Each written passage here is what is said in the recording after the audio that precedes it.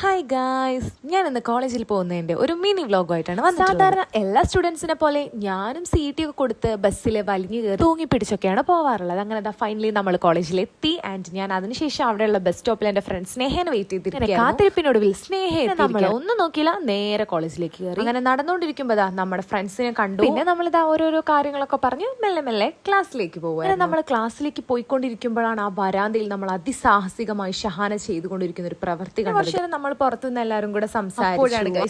വെറും 100 സബ്സ്ക്രൈബേഴ്സ് മാത്രമുള്ള എന്നെ അനുകരിക്കുന്ന വികാര നിർഭരമായ ഒരു മുഹൂർത്തം തന്നെയായിരുന്നു അത്. അത് കഴിഞ്ഞ് നമ്മൾ വീണ്ടും പുറത്തേക്ക് പോയി. സോ അപ്പോഴാണ് അനഘ വന്നത്. പിന്നെ നമ്മൾ അനഘേനെയും കൂട്ടിയിട്ട് നേരെ ക്ലാസ് അവർ തന്നെ നമുക്ക് ക്ലാസ് ഉണ്ടായിരുന്നു. അങ്ങനെ ക്ലാസ്സിന് മുന്നിൽ എത്തിയപ്പോഴാണ് നമ്മൾ ഇംഗ്ലീഷ് ഡിപ്പാർട്ട്മെന്റിലെ നമ്മൾ 2 ഫേവറേറ്റ് ടീച്ചേഴ്സ് അവരെ നമുക്ക് ഇംഗ്ലീഷാണ് എടുത്തിരുന്നത്.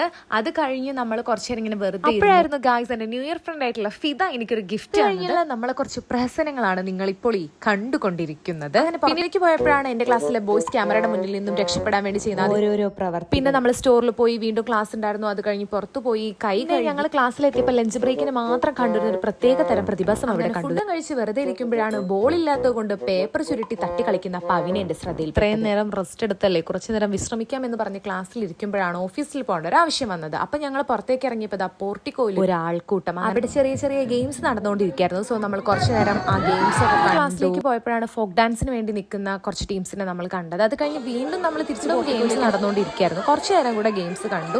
അത് കഴിഞ്ഞ് ക്ലാസ്സിൽ വന്നപ്പോൾ കുറച്ച് മെന്റലിസം പരിപാടികളൊക്കെ കണ്ടു. പിന്നെ ക്ലാസ്സിലുള്ള എല്ലാവരും ഞങ്ങൾ ഇങ്ങനെ വട്ടത്തിൽ കൂടിയിരുന്ന് ലോകോത്തര നിലവാരത്തിലുള്ള കുറച്ച് ചർച്ചകൾ നടത്തി. പിന്നെ ഉച്ചയ്ക്ക് ശേഷം ഓരോ പ്രോഗ്രാംസും കാര്യങ്ങളൊക്കെ ആയതുകൊണ്ട് ക്ലാസ് ഇല്ലാത്തതുകൊണ്ട് തന്നെ ഞങ്ങൾ വീട്ടിലേക്ക് പോകാന്ന് കരുതി. നമ്മളെല്ലാവരും